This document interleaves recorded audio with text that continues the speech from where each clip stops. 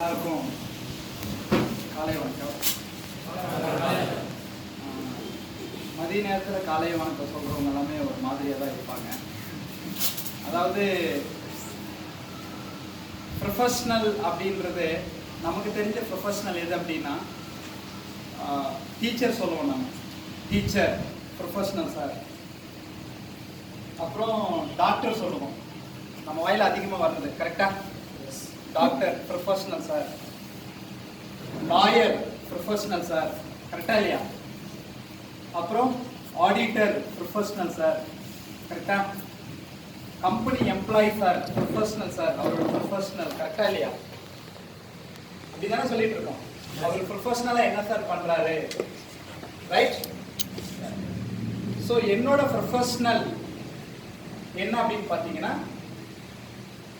Network marketing பண்றதா என்னோட professional.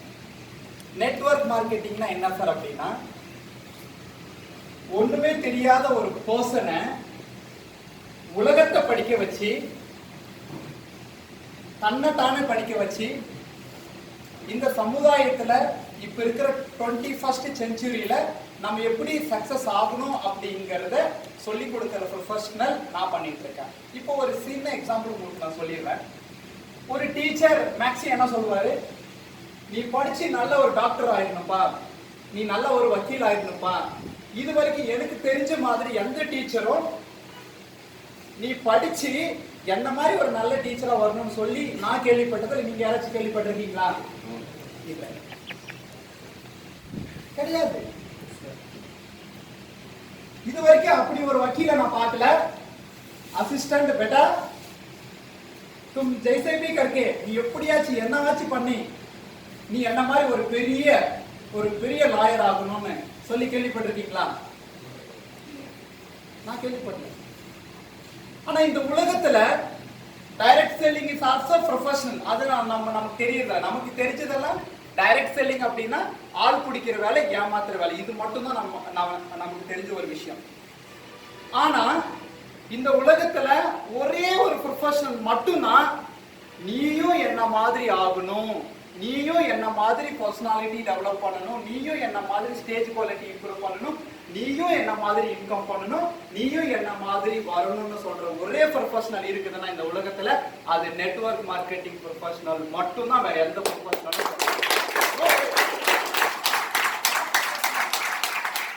Professional like this. இந்த மாதிரி ப்ரொஃபஷனல் உங்களுக்கு இந்த உலகத்துல கிடையாது. wherever you go there is a ego. எங்க வேணா போங்க ஈகோ இருக்கும். எங்க வேணா போங்க. நான் பேசிக்கா பெங்களூர்ல ஜாப் பண்ணியிருந்தேன். அப்போ கன்னடாவோட ஒரு வார்த்தை சொல்லுவாங்க, நோட மகா பக்கெட் இடித்தான், நோட மகா பக்கெட் இடித்தான். எதுக்குன்னா நான் வந்து அடுத்த லெவலுக்கு நான் இப்போ வந்து ஒரு எக்ஸாம்பிளுக்கு ஒரு எக்ஸிகியூட்டிவ் இருக்கிற ஒரு சீனியர் எக்ஸிகியூட்டிவா நான் போகணும் அப்படின்னா நான் கண்டிப்பா சோப் போட்டு தான் ஆகணும். நான் சோப் போட்டா மட்டும்தான் நான் என்ன பண்ண முடியும், சீனியர் எக்ஸிகியூட்டிவ் ஆக முடியும். பட் டைரக்ட் செல்லிங் ப்ரொஃபஷனல்ல, நெட்வொர்க் மார்க்கெட்டிங் ப்ரொஃபஷனல்ல நீங்க சோப்பும் போட தேவையில்லை, பக்கெட்டும் பிடிக்க தேவையில்லை. ரொம்ப சிம்பிள். உன்னோட டெடிகேஷன், ஹார்ட் ஒர்க்கை நீ காட்டியாச்சு அப்படின்னா, நீ ப்ரூவ் பண்ணிட்ட அப்படின்னா company will recognise you. Wherever நீ அர்ஜென்டினா இரு இல்ல அமெரிக்காவில வேறெவர் நீ எங்க வேணா இருந்துக்கோ, கம்பெனி வில் ரெகக்னைஸ் யூ. அதுல எந்த விதமான மாற்றமும் கிடையாது. சோ அந்த மாதிரி ஒரு ப்ரொஃபஷனல லாஸ்ட் ஒரு 11 இயர்ஸா நான் பண்ணிட்டு இருக்கிறது. I feel very proud. இப்ப ரீசெண்டா நடந்த ஒரு இன்சிடென்ட் நான் சொல்லிடுறேன். ஒருத்தர் 25 வருஷமா எம்எல்எம்ல இருக்காரு. அவரோட பேர் நான் சொல்ல விரும்பல. ஒசூர்ல இருக்காரு. இப்போ லைவா எனக்கு வாட்ஸ்அப் பண்ணாரு. அவர் என்ன கிட்டத்தட்ட 2 வருஷமா ட்ரை பண்றாரு. 2 வருஷமா ட்ரை பண்றாரு. எதுக்கு ட்ரை பண்றாருன்றதை நான் ஓப்பனா சொல்லிடுறேன். அவரு ஒரு எம்எல்எம் பண்ணிட்டு இருக்காரு. அதுல எப்படியாச்சும் என்ன வந்து பண்ண வைக்கணுங்கிறது அவரோட நோக்கம். அதுக்காக அவர் என்ன வேணாலும் பண்றதுக்கு தயாரா இருக்காரு. ஏன் சார், என்ன மோட்டோ சார்? இல்ல சார், நான் ஆல்ரெடி ஒரு பிசினஸ்ல இருக்கேன். நான் ஆல்ரெடி ஒரு எம்எல்எம் பண்ணிட்டு இருக்கேன். So I don't want to to any other business sir. நான் வேற எதுவும் பிசினஸ் பண்றதுக்கு எனக்கு இன்டென்ட்டே இல்லை sir. So please don't disturb அப்படின்னு நான் ஓப்பனா சொல்லிட்டேன். அவர் சொல்ற ஒரே ஒரு விஷயம் என்ன தெரியுமா சார், நான் வந்து சார் இந்த ஃபீல்டுல, அதாவது நெட்வொர்க் மார்க்கெட்டிங் ஃபீல்டுல நான் 25 வருஷமா இருக்கிறேன். ஆனா எத்தனை கம்பெனி மாறல அப்படின்னு எனக்கு கணக்கே இல்லை சார், எனக்கு தெரியவே தெரியாது. ஆனா நீங்க மட்டும் ஒரே ஒரு கம்பெனியில 10 வருஷம் it is miracle and unbelievable அப்படின்னாரு. நான் சொன்னேன் சார் மிராக்கல் எல்லாம் ஒண்ணுமே இங்க இல்ல சார், ஒண்ணுமே இல்ல சார். அதாவது டியூ சாஃப்ட்ல 2 டைம் டிசிஷன் எடுக்க வேண்டியது வரும், 2 டைம். ஒன்னு வந்து the time when you join, அதாவது அந்த அப்ளிகேஷன்ல சைன் பண்ணும்போது நீ ஒரு முடிவு எடுத்திருப்ப. சரி நம்ம நண்பர் சொல்றாரு, இல்ல என் ஃப்ரெண்ட் என்ன தொல்லை பண்றான், இவன் தொல்லையாச்சும் முடிக்கிட்டுன்றதுக்காக நம்ம என்ன பண்ணோம், ஜஸ்ட் சைன் பண்ணி நம்ம ஜாயின் பண்ணிடுவோம். அந்த டிசிஷன்ல நோ சேஞ்சஸ். அந்த டிசிஷன்ல the time when you join, அந்த டிசிஷன்ல you never change, நீ மாறவே மாற்றத்துக்கான வாய்ப்பு இல்லை. the second decision ஒன்னு இருக்கு, ரெண்டாவது டிசிஷன் ஒன்னு இருக்கு. அது எப்போ என்ன டிசிஷன் அப்படின்னா, இந்த டியூ சாஃப்ட்வேர் நான் ஏன் பண்ணணும், why ஏன் பண்ணணும் அப்படிங்கிற கேள்விக்கு உனக்கு எப்போ பதில் தெரியுதோ, அந்த பதில் கிளியரா இருந்துச்சுன்னா you took decision to change your life. நீ மாறினா உன் என்டையர் ஃபேமிலியே மாறிடும், அதுல எந்த விதமான மாற்றம் கிடையாது. அந்த ரெண்டாவது டிசிஷன் எடுக்கணும். the second decision most important. சரி சார் நான் ஏன் இந்த டிசிஷன் எடுத்தேன், why நான் ஏன் டிசிஷன் எடுத்தேன், எனக்கு I have so many opportunities, இந்த உலகத்துல எவ்வளவு ஆப்பர்ச்சுனிட்டிஸ் இருக்கு. அப்படி இருந்தும் மார்க்கெட்ல நம்மள வந்து ஒரு மார்க்கமா பார்க்கக்கூடிய ஃபீல்டு இது. மார்க்கெட்ல நம்மள வித்தியாசமா பார்ப்பாங்க, ஆமாவா இல்லையா? கரெக்டா இல்லையா? எஸ். அப்படி இருக்கும்போது இந்த ஃபீல்ட நான் ஏன் சூஸ் பண்ணேன்? Very simple. நான் டிசம்பர் 13, 2009 ஜாயின் பண்ணேன். எப்போ?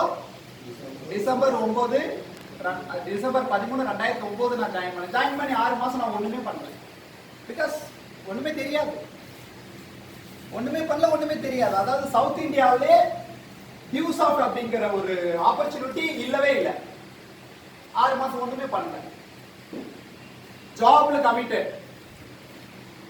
நான் டாடா குரூப்ல ஒர்க் பண்ணிட்டு இருந்தேன் பெங்களூர்ல. I was committed with my job.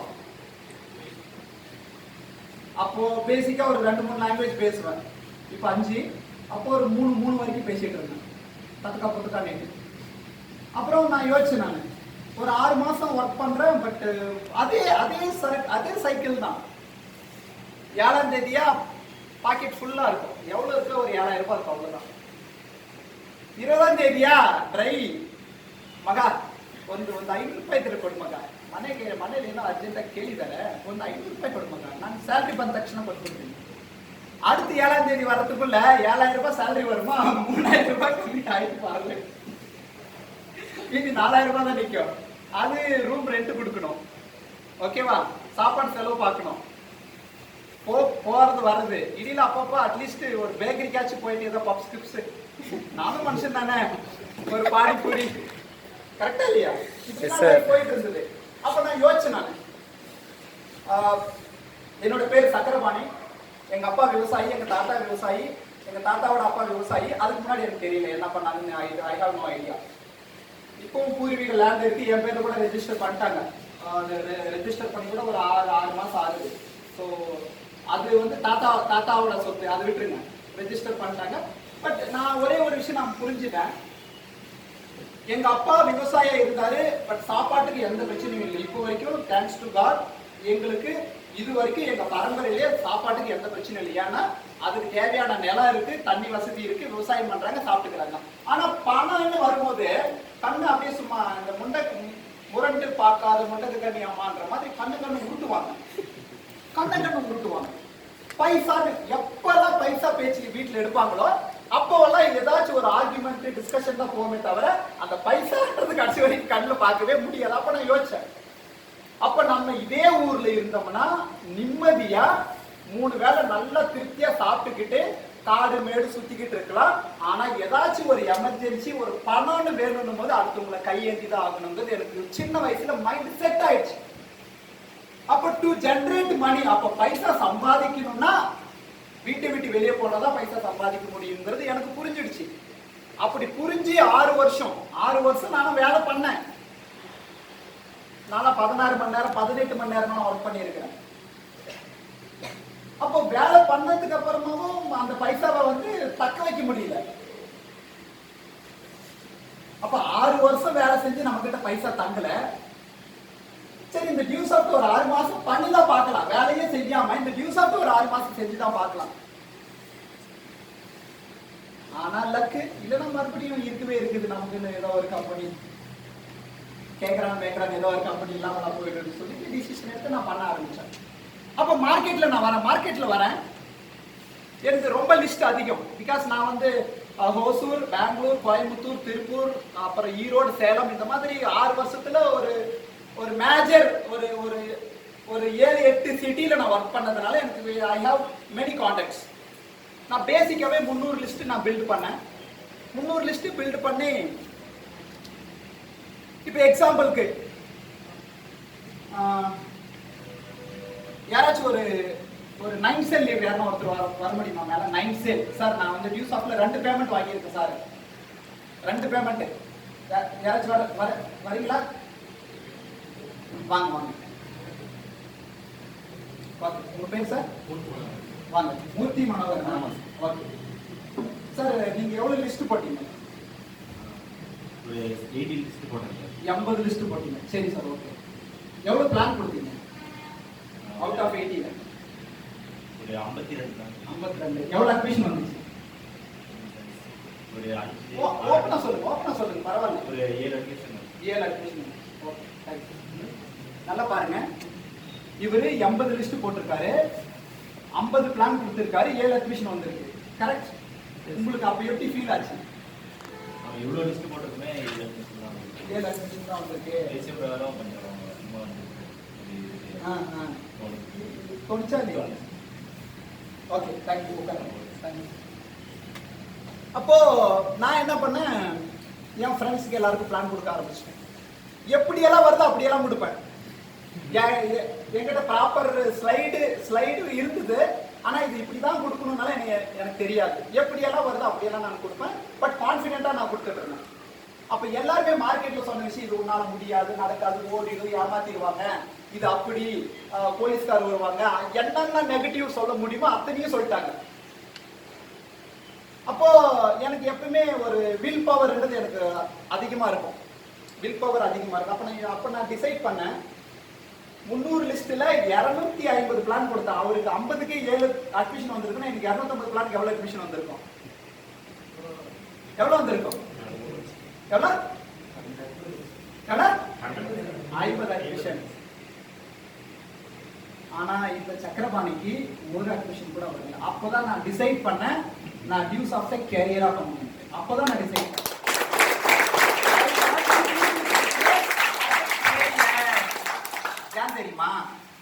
ஏன் தெரியுமா? இந்த உலகத்துல சக்சஸ் ஆகிருக்கிற யாரு வேணா நீங்க எக்ஸாம்பிள் எடுத்து பாருங்க. அந்த நோங்கிற விஷயத்த மேலதான் போக்கஸ் அதிகமா பண்ணுவாங்க.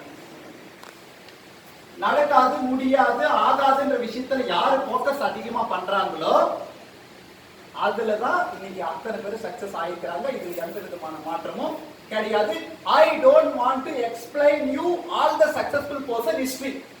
இதுக்கு நான் ஒவ்வொரு சக்சஸ்ஃபுல் பர்சனோட ஹிஸ்டரியை நான் எடுக்க விரும்பல. இன்னைக்கு சாயந்தரம் போனீங்கன்னா 7 மணிக்கு கண்டிப்பா நீங்க ஸ்டார் ஸ்போர்ட்ஸ் தமிழ் சேனல்ல போட்டு நீங்க மேட்ச் பாப்பீங்க. கரெக்டா? பாப்பீங்களா பார்க்க மாட்டீங்களா? நான் பார்ப்பேன். நான் 100% பார்ப்பேன். அதுல ஒவ்வொரு ஸ்போர்ட்ஸ் பிளேயருக்கும் ஒரு எக்ஸாம்பிள் வரும். இன்னைக்கு வந்து சேரை வச்சு பவுலிங் போட்ட பழைய வந்து இன்னைக்கு இவ்வளவு பெரிய இந்தியா டீமுக்காக விளையாடுவாரு அப்படின்னு நம்ம எதிர்பார்த்தோமா, செஞ்சோமா? கரெக்டா இல்லையா? இன்னைக்கு நம்ம அசால்ட்டா சொல்லிடுறோம், என்னப்பா ஐபிஎல்ல இவர் வந்து கிட்டத்தட்ட 10 கோடி 14 கோடிக்கு ஏலம் போறாரு, ஒரு 2 மாசம் தான் விளையாடுறாங்க, 2 மாசம் தான் விளையாடுறாங்க, ஆனா இவ்வளவு சம்பாதிக்கிறாங்களே. கரெக்டா இல்லையா? ஆனா அந்த 2 மாசம் விளையாடுறதுக்கு அவங்க எவ்வளவு வருஷம் ஸ்ட்ரகிள் பண்ணிருப்பாங்கன்றது நம்ம யாரும் பாக்குறதே இல்ல. நம்ம எல்லாருமே சக்சஸ் செலிப்ரேட் பண்றோம். ஆனா அந்த சக்சஸ்ங்கிற இடத்துக்கு ரீச் ஆகிறதுக்கு அவங்க பண்ண அந்த சக்சஸ் டிமாண்ட் சம்திங். சக்சஸ் என்ன பண்ணுது? ஒரு சில விஷயத்தை சக்சஸ் என்ன பண்ணுது? டிமாண்ட் பண்ணுது. என்ன டிமாண்ட் பண்ணுது தெரியுமா? சக்சஸ் ஆகணும்னா ஹார்ட் ஒர்க் பண்ணணும். நமக்கு பிடிக்காத விஷயம். இப்போ எல்லாரும் கேட்டதுக்கு சொன்னீங்க சார், நான் வந்து அந்த ஐஸ்கிரீம் கடைக்கார மாதிரி யாருமே விருப்பம். ஆனா பிராக்டிக்கலா உங்ககிட்ட பைசா இருந்துச்சுன்னா you are not going to be ice cream boy. அதாவது ஐஸ்கிரீமோட ஓனர் ஆக மாட்டீங்க கடைக்கு. அது என்ன பண்ணலாம், எப்படி என்ஜாய் பண்ணலாம், பைக் எடு, அது எடு, இது எடு, டாம் டூம் தசா புசான்னு காலி பண்ணிட்டு கடைசியில எங்கேயாச்சும் வேலை கிடைக்கும் பாப்பா. பிராக்டிக்கலா பேசுவோம்பா, பிராக்டிக்கலா பேசுவோம். Let's come to the practical. அப்போ சக்சஸ் என்ன பண்ணுது? சக்சஸ் என்ன டிமாண்ட் பண்ணுது? சக்சஸ் ஹார்ட் ஒர்க் டிமாண்ட் பண்ணுது, டெடிகேஷன் டிமாண்ட் பண்ணுது, டிசிப்ளின் டிமாண்ட் பண்ணுது, கன்சிஸ்டன்சி அதாவது தொடர்ந்து பண்ணணுங்கிற விஷயத்தை டிமாண்ட் பண்ணுது. சக்சஸ் நம்ம ஈஸியா சொல்லிட்டோம். சக்சஸ் ஈஸி கிடையாது. Success is not easy word. Success ஈஸியே இல்ல. ஆனா சக்சஸ் மாதிரி ஈஸி இந்த உலகத்துல வேற எதுவுமே இல்ல. Success is not easy mister Tamilselvan. Likewise success மாதிரி ஒரு ஈஸியான விஷயம் இந்த உலகத்துல எதுவுமே கிடையவே கிடையாது. So let me explain to you. எப்படி சார் அது? சரி சார், நான் 250 பிளான் கொடுத்தா நான் ஃபெயிலியர் எல்லாம் ஆகல. அப்ப சொசைட்டி எப்படி இருக்கு, மார்க்கெட் எப்படி இருக்குன்றதை தான் நம்ம ஸ்டடி பண்ணியாச்சு. அதனால தான் நான் டிசைட் பண்ணேன், நான் என்ன பண்றதா இருந்தாலும் இனி ஃபியூச்சர்ல டியூ சாஃப்ட்ல இருந்து தான் பண்ணணும்னு நான் 10 வருஷத்துக்கு முன்னாடி நான் டிசைட் பண்ணிட்டேன். இந்த கோவிட் டைம்ல நான் கொஞ்ச நாள் ஒர்க் பண்ணல. நான் ஓபனா to be very open statement உங்களுக்கு நான் கொடுக்குறேன். ஆனா நான் ஓபனா சொல்றேன், இவ்வளவுதான் ஆப்பர்ச்சுனிட்டி வந்துச்சுன்னு இல்ல, இவ்வளவுதான் ஆப்பர்ச்சுனிட்டிஸ் வந்துச்சுன்னு இல்ல. சார் இது பண்ணுங்க சார், அது பண்ணுங்க சார், உங்ககிட்ட அவ்வளவு குவாலிட்டிஸ் இருக்கு சார், அப்படி சார் இப்படி சார் என்னென்னமோ வந்துச்சு. எல்லாருக்கும் நான் சொன்னேன் ஒரே வார்த்தை, I am very sorry. My professional is too soft. ஏன் நான் டியூ சாஃப்ட் சூஸ் பண்ணேன், ஏன் சூஸ் பண்ணேன்றதை நான் வை ஏன் சூஸ் பண்ணேன், நான் அப்போ ஏன் இது பண்ணணும்ன்றதை சூஸ் பண்ணதுக்கான ஸ்ட்ராங் ரீசன் வந்துட்டு, கம்பெனி ஓடி போச்சுன்னா கம்பெனி போனா போட்டோம், என்ன கம்ப்யூட்டர் எஜுகேஷன் கொடுக்குறோம் தானே சொல்லி அட்மிஷன் எடுக்கிறோம். கம்பெனி போனா போட்டோம், 4 கம்ப்யூட்டர் போட்டு அட்மிஷன் வாங்கல, வாங்க படிச்சுக்க சர்டிஃபிகேட் வாங்கிட்டு போ. Is there any problem? சரி சார், அந்த பிசினஸ் பிளான் அந்த 3 பேர் வந்தா இவ்வளவு பைசா, 4 பேர் வந்தா சரி என்கிட்ட அட்மிஷன் கொண்டாந்து போடு, அப்படியே ஆன் தி ஸ்பாட்ல சார் இதை நான் 2010ல டிசைட் பண்ணேன் சார்.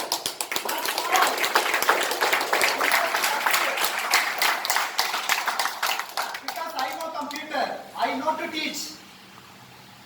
நான் 2006லயே பெங்களூர்ல தெரியாத லாங்குவேஜ்ல கன்னடாவுல கம்ப்யூட்டர் சொல்லி கொடுத்துட்டு இருந்தேன் நான்.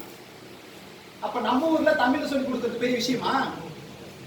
நான் டிசைட் பண்ணேன். அப்போ ஓகே, அப்ப இதுல என்ன அந்த ராயல்டி மட்டும் என்னால என்ன பண்ண முடியாது, கொடுக்க முடியாது. அப்ப நான் ராயல்டி இல்லாம நான் அப்ப in case DueSoft will close, DueSoft quit, ஆனால் DueSoft இல்லனா கூட DueSoft என்னால பண்ண முடியும்ன்ற அந்த செல்ஃப் பிலீவ் 2010ல எது வந்தாலும் அக்செப்ட் பண்ண முடியும், எது வந்தாலும் ஃபேஸ் பண்ண முடியும், சேலஞ்ச் பண்ண முடியும்ங்கறது நானா எனக்கே நானே கேள்வி நானே பதில்.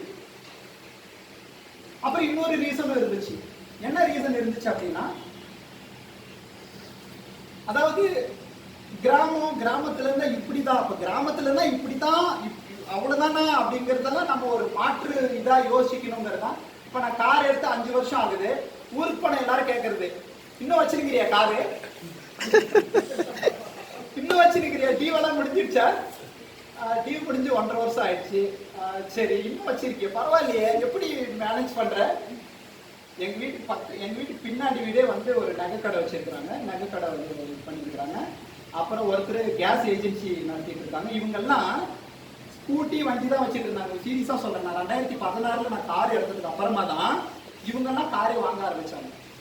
ஒருத்தர் ஹோண்டா ஜாஸ் வாங்கியிருக்காரு, ஒருத்தர் சாண்ட்ரோ சிங் வாங்கியிருக்காரு, கே ரெஜிஸ்ட்ரேஷன் செகண்ட் வாங்கினாரு அவரு கேஸ் ஏஜென்சி.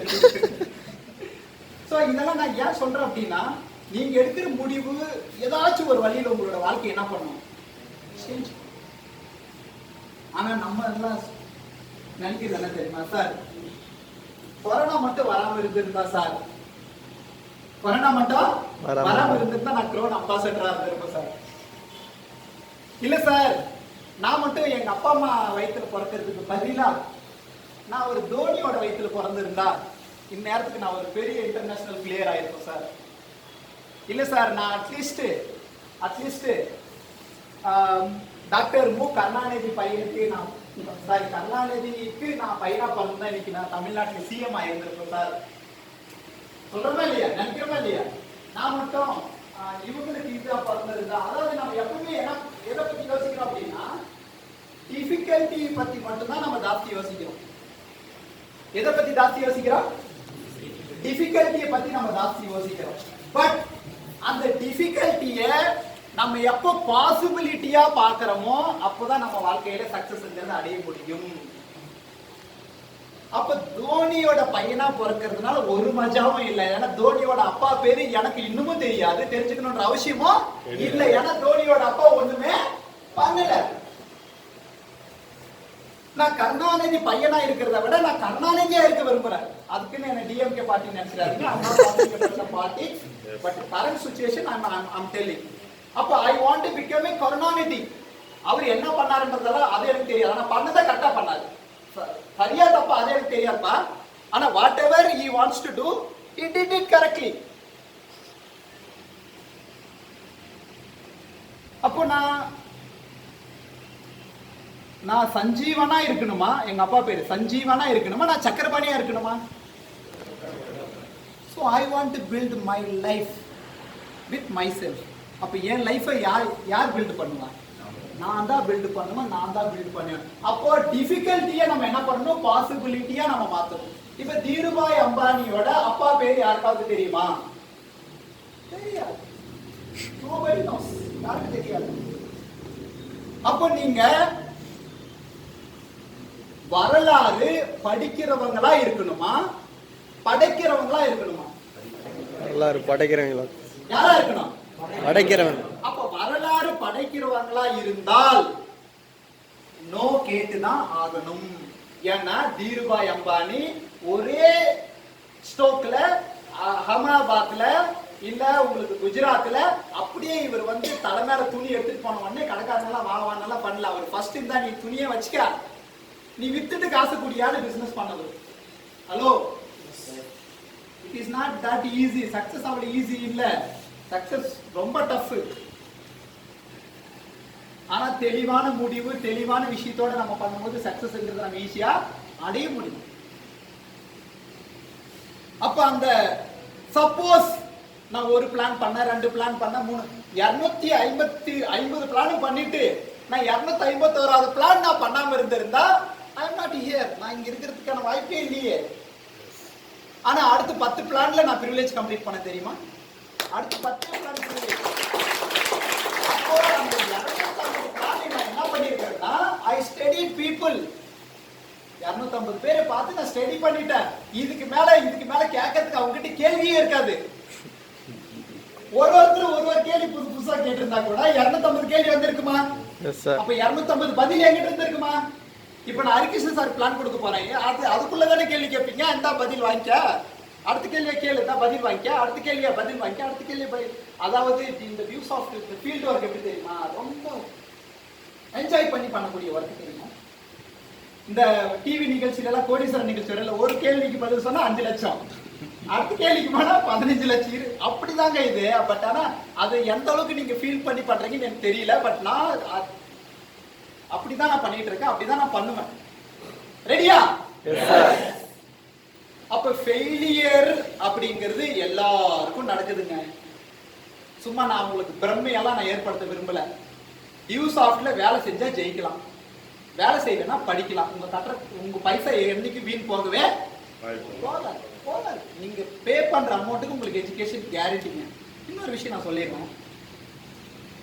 இப்போ இந்த பைஜூஸ் எக்ஸெட்ரா நிறைய கம்பெனிஸ் இருக்கு. பைஜூஸோட பிராண்ட் அம்பாசிடர் யாரு? ஷாருக் கான். அப்புறம் வேற யாரு? இந்தியன் கிரிக்கெட் டீம், அதாவது பிசிசிஐங்க. பைஜூஸோட பிராண்ட் அம்பாசிடர் யாரு? பிசிசிஐ. அவங்க என்ன பண்றாங்க? பிசிசிஐ என்ன பண்ணுது? டி-ஷர்ட். டிஷர்ட்ல பைஜூஸ் போட்டிருக்கிறாங்க இல்லையா? சரி, இவரு நான் பிசிசிஐ அளவுக்கு நான் பேசல. ஒரு ராஞ்சி ட்ரோஃபி, ஒரு ஸ்டேட் லெவல் சின்ன சின்ன கிரிக்கெட் டீமுக்கு தான்ப்பா நான் ஸ்பான்சர் பண்றேன். அட்லீஸ்ட் ஒரு ஒரு ஒரு 10 கோடி மினிமம் இந்தாப்பா நான் ஸ்பான்சர் பண்றேன். நீங்க என்ன பண்ணுங்க, டியூ சாஃப்ட்னு நீங்க டிஷர்ட் போட்டுக்கோங்க. டியூ சாஃப்ட்னு நீங்க டிஷர்ட் போட்டுட்டு நீங்க என்ன பண்ணுங்க, நீங்க விளையாடுங்க. அதை பார்த்து யார் யார் விளம்பரம் பார்த்துட்டு டிவியில் அங்கங்கெல்லாம் ஆடு போட்டோம், விளம்பரத்தை பார்க்கட்டும், பீப்புள் ஆகட்டும், உங்களுக்கு இவ்வளோ பைசா கொடுத்துடலான்னு பண்ணலாமா பண்ணக்கூடாதா? பண்ணலாம் சார்.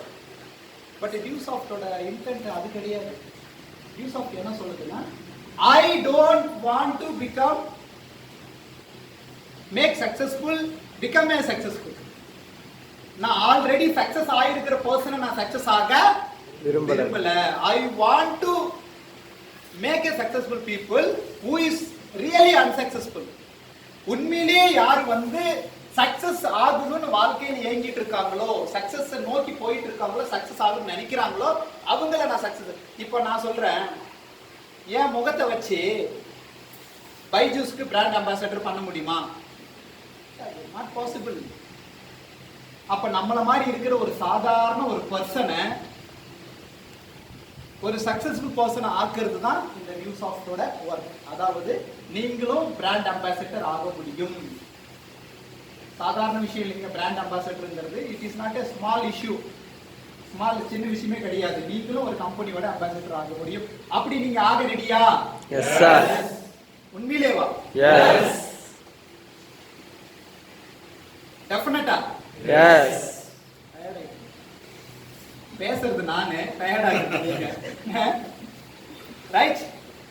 சோ அப்போ சக்சஸ் அப்படிங்கிறது நீங்க எடுக்கிற அந்த 2வது டிசிஷன்ல தான் இருக்கு. சரி, நீங்க உங்கள எத்தனை பேர் இப்ப நான் சொன்னது, அடடா நம்மளும் இப்படிதானே நினைச்சோம், நம்மளும் இப்படிதானே நினைச்சோம்ன்றது நம்ம எல்லாருமே நினைக்கிறது தான். பட் ஆனா எத்தனை பேர் செய்யறோங்கிறதுல தான் விஷயமே இருக்கு. நினைக்கிறதுனால ஒருத்தர் சக்சஸ் ஆக முடியும் அப்படின்னா எவ்வளவு பேர் சக்சஸ் ஆகலாம். என்னால இந்த உலகத்துல யாரையும் சக்சஸ் ஆக முடியாது, வாய்ப்பே இல்லை, கிடையாதுங்க. ஆனா நான் நினைச்சா நான் மட்டும்தான் சக்சஸ் ஆக முடியுமே தவிர இந்த ஹால்ல இருக்கிறவங்க 70-50 பேர் என்னால சக்சஸ் பண்ண வைக்க முடியாது, வாய்ப்பே கிடையாது. அப்புறம் எதுக்கு சார் வந்து பேசுறீங்க அப்படிங்கிற ஒரு கேள்வி கண்டிப்பா வரும். ஆனா ஒரு விஷயம் புரிஞ்சுக்கோங்க, எல்லா ஃபீல்டுலயுமே ஒரு எக்ஸாம்பிள் இருக்கும். எல்லா ஃபீல்டுக்குமே ஒரு எக்ஸாம்பிள். சார் இந்த ஃபீல்டுல யாருன்னா சக்சஸ் ஆயிருக்காங்களா? அப்ப இந்த ஃபீல்ட்ல சக்சஸ் ஆனவரை தான் மிஸ்டர் ஹரிகிருஷ்ணன் சார் உங்க முன்னாடி பார்ப்பா, கிருஷ்ணகிரியில நான் இங்க இருக்கிறேன், நான் ஆல்ரெடி இந்த ஃபீல்டை எடுத்து பண்ணிட்டு இருக்கிறேன், நான் சக்சஸ் ஆயிருக்கிறேன் நீங்க லைவா பாக்குறீங்க. ஆனா 2010ல லைவா இல்ல, டெலிகாஸ்ட்ல கூட எங்களால பாக்குறதுக்கு ஆளே கிடையாது. கண்மூடித்தனமான நம்பிக்கை தான் இருந்துச்சு. ஓகே, எஜுகேஷனா கண்டிப்பா ஃபியூச்சர் இருக்கு. அதுவும் ஆன்லைன் எஜுகேஷன். நாங்களாம் அட்மிஷன் போட்டா சுத்தம். இன்டர்நெட் ப்ரௌசிங் சென்டர் போனோம், 30 ரூபாய் 1 மணி நேரத்துக்கு, அது பார்த்து சுத்திட்டு இருக்கோம். இப்போ வில்லேஜ்ல எல்லாம் போய் பிளான் கொடுத்தா கம்ப்யூட்டருக்கு எங்க போறது? கம்ப்யூட்டர் வாங்கினா கூட பரவாயில்ல, இன்டர்நெட் வேற போடணுன்றீங்க, அது பண்ணணுன்றீங்க, இது பண்ணணுன்றீங்க. இப்ப போனா ஏன் போன் பண்ணா போன் கட் பண்ணி விடுறீங்க? நான் கட் பண்ணல, பையனுக்கு ஆன்லைன் கிளாஸ் போயிட்டு இருந்துச்சு, பையனுக்கு ஆன்லைன் கிளாஸ் போயிட்டு இருந்துச்சு, அதனால பையன் கட் பண்ணி விட்டுச்சு. ரொம்ப நாள் இல்லைங்க, ரொம்ப நாளெல்லாம் கிடையவே கிடையாது. இப்போ டியூஸ் ஆஃப் ஈஸி ஆயிடுச்சு. Easy, you don't want to explain. இவ்வளவு நேரம் பிரசன்டேஷனால தேவையில்லை, 10 நிமிஷம் போதும், பிளான் 10 நிமிஷம் போதும். People will understand. Easy way. அது இல்லாம இப்போ மேக்ஸிமம் இன்கம் வேற ஹைக் பண்ணி விட்டுட்டாங்க, இன்சென்டிவ் வேற அதிகப்படுத்தி விட்டுட்டாங்க. It is easy way, it is right time. அடுத்த லாக்டவுன் வாய்ப்பே இல்லை. ஏன்னா நான் பேசிக்கலா கொஞ்சம் நல்லவன். மக்கள் மேல பரிதாபப்பட்டு, மக்கள் வந்து உயிர் மேல பயத்தோடு இருக்கிறாங்க, மக்கள் வாழ்வாதாரத்துக்கு பைசா இல்லாம இருக்கிறாங்க. அப்படிங்கிறத விட எவ்வளவு பேர் இன்னைக்கு வேலையை இழந்து தன்னோட எப்படி சொல்றதுன்னா, டாப் கிளாஸ்ல இருக்கிறவங்க டாப் கிளாஸ்ல இருக்கிறாங்க, நோ ப்ராப்ளம், அவங்களுக்கு பிரச்சனையே கிடையாது, நோ ப்ராப்ளம். லோ கிளாஸ்ல இருக்கிறவங்க அவங்க லோ கிளாஸ்ல இருக்கிறாங்க, அவங்களுக்கும் பிரச்சனை இல்லை. பிரச்சனை லோ பீப்புளுக்கும் கிடையாது, டாப் பீப்புளுக்கு பிரச்சனை நமக்கு தான். என்ன தெரியுமா? மிடில் கிளாஸ்ல இருக்கிற பர்சன் மேலையும் போக முடியாம கீழையும் இறங்க முடியாம தனக்குன்னு ஒரு சொசைட்டி கிரியேட் பண்ணிட்டு 4 பேர் முன்னாடி நான் இப்படி எல்லாம் கௌரவமா வாழ்ந்துட்டேன், நான் என் கௌரவத்தை விட்டுட்டு நான் எப்படி கீழே போறது, மேல போகணும்னா முடியாது, not possible now, it's take time. இப்போ போக முடியாது, என்ன பண்றது? அப்ப நான் ஆல்ரெடி ஒரு நல்ல ஜாப் பண்ணிட்டு இருந்தேனே, அதெல்லாம் விட்டுட்டு நான் என்ன பண்றதுன்றது, அதாவது அவங்களுக்குள்ளேயே கொஸ்டின் கேட்டுக்கிட்டு அவங்களுக்குள்ளேயே பதில் சொல்லிக்கிட்டு ஏதாச்சும் ஒரு வாய்ப்பு கிடைக்காதா, ஏதாச்சும் ஒண்ணு பண்ணிட மாட்டோமா, ஏதாச்சும் ஒண்ணு நம்ம லைஃப்ல முன்னேற மாட்டிட்டுமான்னு ஏங்கிட்டு இருக்காங்க. அந்த மாதிரி ஏங்கிட்டு இருக்கிற பர்சன், ஒரே ஒரு பர்சன் உங்களுக்கு கரெக்டா கிடைச்சாச்சு அப்படின்னா that person will make you to become successful. ஆனா அந்த பர்சன் யாருன்னு எனக்கும் தெரியாது. புரியுதா இல்லையா? அந்த பர்சன் யாருன்றது எனக்கும் தெரியவே தெரியாது. சோ டிசிஷன் எடுங்க. நீங்க எடுக்கிற முடிவு தான் உங்களோட வாழ்க்கையை மாத்துமே தவிர மத்ததெல்லாம் சும்மா பேச்சுங்க. மத்தது எல்லாமே சும்மா. சோ நான் இங்க இருக்கிறதுக்கு காரணம் நான் எடுத்த முடிவு தாங்க. தீதும் நன்றும் பிறர் தர வாரா. என் வாழ்க்கையில நடக்கிற நல்லது கெட்டது எல்லாத்துக்கும் யாருக்கு பொறுப்பு? நான் தான் பொறுப்பு. எங்க அப்பா அம்மா எப்படி பிளேம் பண்ண முடியும்? எங்க அப்பா அம்மா நான் பிளேம் பண்ணவே முடியாது. அவங்க இவ்வளவு பண்ணதே பெரிய விஷயம். என்ன 12ஆம் கிளாஸ் வரைக்கும் படிக்க வச்சதே பெரிய அச்சீவ்மெண்ட் அவங்களுக்கு. அதே பெரிய விஷயம். அவங்கள போய் நான் என்னத்தை போய் பிளேம் பண்றது? நீ எனக்கு சொத்து வாங்கி கொடுத்தியா, எனக்கு பைக் வாங்கி கொடுத்தியா, எனக்கு கல்யாணம் பண்ணி வச்ச, எனக்கு கார் வாங்கி கொடுத்தியா, எனக்கு அது பண்ணி இது பண்ணி, we should never blame. Society blame பண்ணி நான் போய் எனக்கு வேலையே கிடைக்கல, ஆப்பர்ச்சுனிட்டி கொட்டி கிடக்குதுங்க. கம்பெனிஸ்ல வர ப்ராஃபிட்ட யாரா டாக்ஸ் பே பண்றதுன்றதுக்கு பேஸ் பண்ணி அவன் ஏதாச்சும் சேரிட்டி பண்ணிட்டு இருக்காங்க. சும்மா 100 கோடி 200 கோடி இல்லைங்க, ஆயிரக்கணக்கான கோடி சேரிட்டி பண்ணிட்டு இருக்காங்க. சார் நாங்க இந்த மாதிரி பண்றோம், இந்த மாதிரி பண்ணிட்டு இருக்கோம் சார், இந்த மாதிரி இருக்கு. நம்ம we are talking about 10,000 15,000. நான் சொல்றேன், இன்னைக்கு இவ்வளவு பேர் நீங்க டிப்ளமோ படிக்கிறீங்க, இன்ஜினியரிங் படிக்கிறீங்க, ஆர்ட்ஸ் அண்ட் சயின்ஸ் படிக்கிறீங்க, என்னென்னமோ படிக்கிறீங்க, லட்சக்கணக்கில் செலவு பண்றீங்க. யாராச்சும் ஒருத்தர் இன்டர்வியூ போயிட்டு அந்த ஃபர்ஸ்ட் ஸ்ட்ரோக்லயே ஃபர்ஸ்ட் ரவுண்ட் செகண்ட் ரவுண்ட் எத்தனை ரவுண்ட் வைக்கிறாங்க அத்தனை ரவுண்ட்லயும் வின் பண்ணிட்டு வர முடியுதா? இத்தனை லட்சம் செலவு பண்றமே. கடைசியில் போனா அந்த பர்சனுக்கு 92% 98% கூட இருக்கும். ஆனா அவரோட அந்த body language, presentation skill, communication skill, அந்த problem solving skill, management skill, leadership, administrative skill அப்படின்னா என்ன சார்? ஆனா காலேஜ்ல வருஷத்துக்கு எவ்வளவு செலவாகுது? வருஷத்துக்கு 1 லட்சம் ஆகுது, 2 லட்சம் ஆகுது. காலேஜ் ஃபீஸ் 1 லட்சம், ஹாஸ்டல் ஃபீஸ் 1 லட்சம், மொத்தம் 2 லட்சம். எப்படி பண்றீங்க? அந்த ஆடு இருந்துச்சு, ஒரு 20 ஆடு 20 கால்நடை நான் வித்துட்டேன். 2 லட்சம் எங்க கிடைச்சு? நம்ம போயிட்டு சார் ஒரு ஆப்பர்ச்சுனிட்டி இருக்கு சார், உங்களோட பர்சனாலிட்டி சேஞ்ச் ஆகும் சார், இதுல நீங்க இது பண்ணா உங்க லைஃப் இதாகும் சார். இன்னைக்கு யோசிச்சு பாருங்க, இன்னைக்கு அதே ஆன்லைன் கிளாஸ்க்கு தான் ஸ்கூல்ல லைவா என்ன ஃபேக்கல்டிஸ் வச்சு என்ன கிளாஸ் எடுப்பாங்களோ அதே கிளாஸ் வந்து ஆன்லைன்ல ஒரு ஃபேக்கல்டி வச்சு எடுக்கிறாங்க, ஆல்டர்னேட் பண்றாங்க. ஆனா அதே ஃபீஸ் வாங்குறாங்களா இல்ல ஃபீஸ் கம்மி பண்ணிட்டாங்களா? அப்ப அங்கெல்லாம் கேள்வி கேட்க மாட்டேங்கிறீங்க, அங்கெல்லாம் கேள்வி கேட்க மாட்டேங்கிறீங்களே. அது வேற இது வேற. அதைத்தான் நானும் சொல்றேன், அது வேறங்க இது வேறங்க. இட் இஸ் நான் அகாடமிக் சப்ளிமெண்டரி எஜுகேஷன். அது நீங்க 4 வருஷம் படிச்சதுக்கு அப்புறமா பேப்பர் கொடுப்பான். இங்க நீங்க 6 மாசம் 1 வருஷம் எத்தனை வருஷம் படிச்சாலும் உங்களுக்கு டியூ சாப்ட்ல பேப்பர் கிடைக்காதுங்க. இந்த மாதிரி பர்சனாலிட்டி கிடைக்குன்னா நீங்க புரிஞ்சுக்க மாட்டேங்கிறீங்க.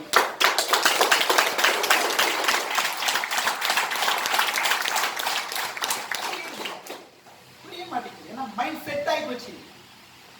50 வருஷமா செட் ஆயிடுச்சு. இது கலியுகம். ஒரு மனுஷன் 60 வயசுக்கு மேல வாழ மாட்டேங்கிறான். என்னன்னே தெரியும். நல்லாதான் பாருந்தான், திடீர்னு போயிட்டான். ஏன் போயிட்டான்? அவனுக்கு அவ்வளவு பிரஷருங்க. வேலை பிரஷர், வீட்டுல பிரஷர், பொண்டாட்டி பிரஷர், பிள்ளை பிரஷர், அந்த பிரஷர், இந்த பிரஷர், எல்லா பிரஷர். அந்த மனுஷன் என்ன ஆகும் சொல்லுங்க? பிரஷருங்க, பிரஷர். சீரியஸா நான் சொல்லிட்டு இருக்கிறேன். நீங்க 100 ஆயுஷ் 100 அப்படின்னு அதெல்லாம் சும்மாங்க, அதெல்லாம் இல்லைங்க.